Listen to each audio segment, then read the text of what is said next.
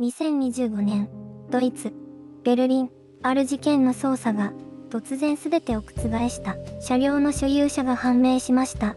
その一言が捜査室に重い沈黙をもたらした。画面に映し出された名前は誰もが知る人物のものだった。ベルリン市警察、交通課、階級は警部補を超えた上位職、そして年齢47歳。加害者はこの事件を本来捜査すべき立場の警察官だったのだ。時計の針を1年6ヶ月前に戻そう。2025年春、ベルリン郊外の住宅街、1台の銀色のセダンが自転車に乗った少年を跳ね飛ばした。少年はわずか12歳だった。車は速度を落とさなかった。確認することもなかった。ただ、走り去った。少年は路上に倒れたまま、しばらく誰にも気づかれなかった。発見された時、彼は意識を失っていた。救急車が到着した時、その小さな体には複数の重傷が確認された。一歩間違えば、命を落としていた事故だった。しかし加害車両は消えた。目撃者もいない。証拠もない。事件はそのまま、未解決として記録された。そして時間だけが、静かに流れていった。被害者の少年は、その後どんな日々を送っていたのか。事故の前、彼はどんな子供だったのか。次のパートでは、事件が起きるその瞬間まで、少年が歩んできた普通の毎日に迫る。2025年、ドイツ、ベルリン郊外の小さな町。そこに、一人の少年が暮らしていた。名前はルカス。当時12歳。自転車が大好きな、どこにでもいる普通の男の子だった。毎朝、彼は決まった時間に家を出た。ヘルメットをかぶり、青いリュックサックを背負い、愛用の銀色の自転車にまたがる。それが、ルカスの朝の儀式だった。学校までの道のりは、片道およそ3キロ、緑の並木道が続く、穏やかな住宅街のルートだ。彼はその道を、毎日楽しみながら走っていた。友人たちの間では、自転車の腕前で知られていた。休日には近所の公園で仲間と競い合い、夕暮れまで走り回る。母親がいつも、日が沈む前に帰りなさいと声をかけていた。勉強は得意ではなかったが、体を動かすことが好きで、クラスでも明るい存在だった。先生からも、元気すぎるくらい元気な子、と言われていたほどだ。そんなルカスにとって、自転車は単なる移動手段ではなかった。自由の象徴だった。風を切って走るあの感覚が、彼にとって何よりの喜びだったのだ。事故が起きたのは、2025年の初秋、朝の光がまだ柔らかく残る、平凡な火曜日の朝のことだった。ルカスはその日も、いつも通りかを出た。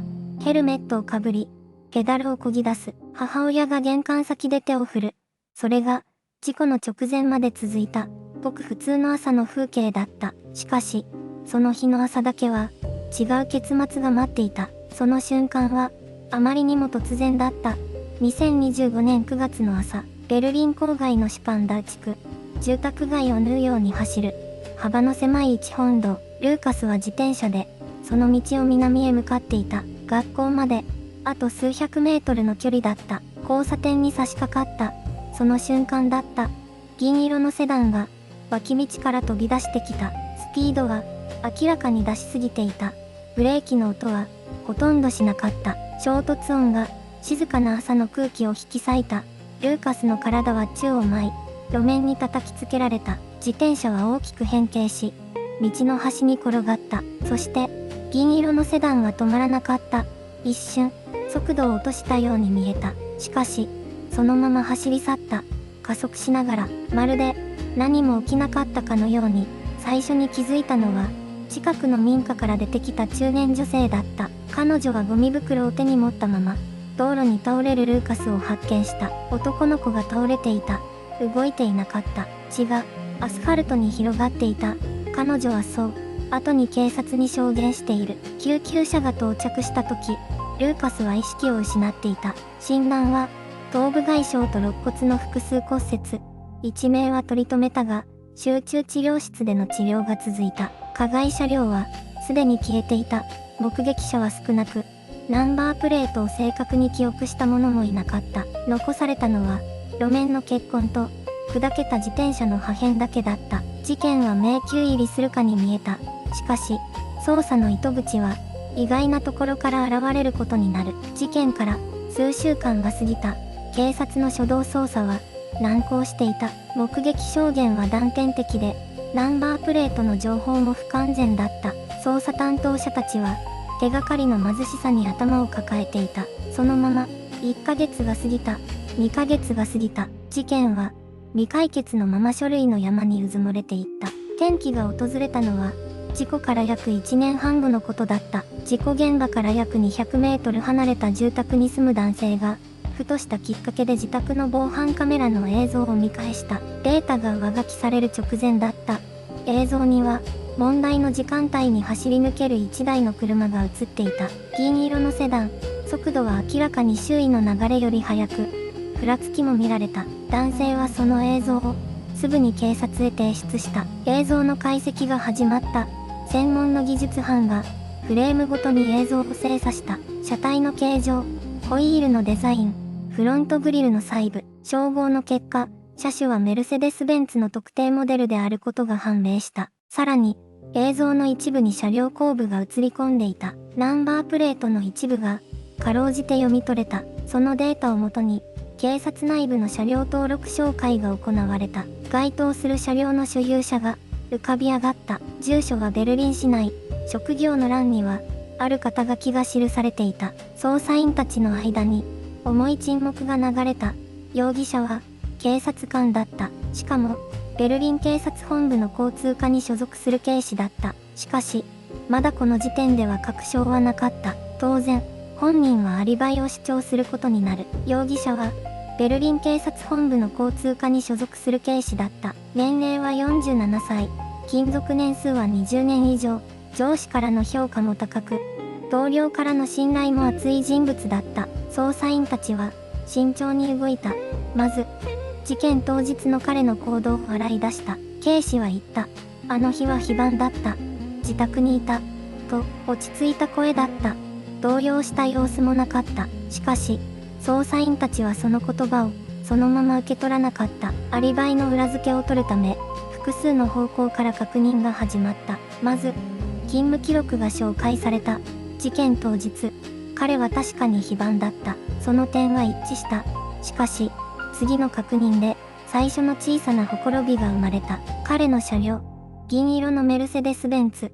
その修理記録が紹介された。事件から数日後、フロント部分に修理が施された記録が残っていた。修理箇所は、右フロントバンパーと右ヘッドライト周辺、現場に残されていた塗料の剥がれ跡と、正確に一致していた。さらに、同僚たちへの聞き込みが行われた。事件翌日、警視の車に傷があったと証言した者が複数名いた。気になったが、何も言わなかった。と、ある同僚は語った。そして、決定的な証言が出た。事件当日の午後、彼の自宅近くの防犯カメラに、該当車両が映っていた。場所は、事故現場から直線距離で約3キロ。時刻は、事故発生の40分後だった。自宅にいた、という証言は、成立しなかった。アリバイは、崩れた。捜査本部は内部で協議を重ね、2026年4月、正式に当該警視を職務停止とし、検察へ送致することを決定した。公式発表が行われた日、庁舎の前には報道陣が詰めかけた。しかし、崩れたのはアリバイだけではなかった。この事件には、もう一つ、深い亀裂が走っていた。しかし、崩れたのはアリバイだけではなかった。捜査が進むにつれ、捜査員たちはある事実に気づき始めた。事故現場の周辺には、複数の目撃者がいた。しかし、彼らの証言には、不思議なほど共通した空白があった。銀色のセダンが少年をはねた直後、車が走り去る様子を見たという証言は複数あった。だが、誰もナンバープレートを見ていないと言った。通常、重大事故の現場では、人は反射的に車のナンバーを確認しようとする。それが人間の自然な行動だ。なぜ、誰一人として記憶していなかったのか。捜査員の一人が、ある目撃者に再度接触した。最初の聴取から1年以上が経過していた。その目撃者は、長い沈黙の後、静かに口を開いた。実は、見えていた。ナンバーの一部が、見えていたというのだ。しかし、その番号が、ある種の車両に使われるものだと気づいたとき、口をつぐんだ。と彼は言った。アルタネの車両とは、警察の公用車に割り当てられる番号帯だった。目撃者は、警察に報告することを恐れていた。報告した相手が、加害者本人である可能性を考えたからだ。さらに、もう一つの亀裂が浮かび上がった。事故翌日、現場付近の防犯カメラの映像データが一部上書きされていた。管理記録によれば、その捜査を行ったのは、ベルリン警察の内部端末からだった。当該警視の職場のすぐ隣の部署からのアクセスだった。捜査は個人の罪を超え始めていた。そして捜査員たちは次なる問いに直面した。この男は本当に一人で動いていたのか。そして捜査員たちは静かに動き始めた。この男は本当に一人だったのか。その問いはすぐに別の人物へとつながっていった。IMG、霧のかかったベルリンの夜の交差点。遠くに人影。事故当日の記録を洗い直す中で、ある名前が浮かんだ。当該警視の元同僚だった。二人は同じ交通課に5年以上在籍していた。IMG、薄暗いオフィスに並ぶ2つのデスク。片方だけ空になっている。その人物は、事故から3日後に、突然の体調不良を理由に長期休暇を取得していた。休暇届の日付は、防犯カメラ映像が上書きされた翌日だった。偶然と呼ぶには、タイミングが整いすぎていた。IMG、手帳に書かれた日付と、赤く丸が付けられたカレンダー。さらに、もう一つの事実が明らかになった。この二人は、単なる同僚ではなかった。同じ警察官舎に住み、週末には同じスポーツクラブに通っていた。そして、事故当日の夜、二人の間で、複数回の通話記録が残されていた。IMG、携帯の通話履歴画面。時刻が強調されたクローズアップ。捜査員が元同僚の自宅を訪ねると、男はドアを開けた瞬間に表情を固めた。何かを知っているような目だった。そして、もう一つの糸が引っ張られた。被害者の少年の家族は、事故後に何者かから示談を持ちかけられていた。その連絡は、匿名だった。しかし声の特徴と、使われた言い回しが、元同僚の証言記録と一致していた。個人の闘争は、組織の沈黙へと変わりつつあった。二人の男が守ろうとしたものは、一体何だったのか。真実は、最も深い場所に隠されていた。その声は、記録の中に残っていた。捜査チームが音声データを照合した瞬間、室内に緊張が走った。被害者の少年の家族に届いた。あの匿名の電話、発信元は特定できなかった。しかし声の低さ、息継ぎのリズム、そして使われた言葉の選び方、すべてが元同僚の証言記録と重なっていた。示談に応じれば、もう誰も傷つかない。その言葉の意味が、今になって輪郭を持ち始めた。これは一人の男の闘争ではなかった。組織の中に、沈黙を守ろうとした者がいた。ベルリン警察交通課の警視、47歳。彼は事故当日、正式な勤務記録を持っていた。しかしその記録には、不自然な空白があった。30分間、現場から警察署までの、ちょうどその時間だけが、どこにも記録されていなかった。車両修理の伝票は、事故翌日に発行されていた。フロントバンパーの交換、左側ライトの修理、修理店の担当者は当初、客の名前を覚えていないと言った。しかし再度の事情聴取で、その口が開いた。制服は着ていなかった。でも、警察手帳を見せた。その言葉が、全てを変えた。個人の罪は、制度の盾に守られていた。1年6ヶ月という時間は、偶然に生まれた空白ではなかった。誰かが、その時間を作り出していた。ドライブレコーダーの映像が、最後の糸を引いた。銀色のメルセデスのナンバープレート、そこに刻まれた数字は、すでに答えを持っていた。真実は、最も深い場所に埋められていた。しかし、埋めたはずの手が、今、震えている。次回、この沈黙は、ついに破られる。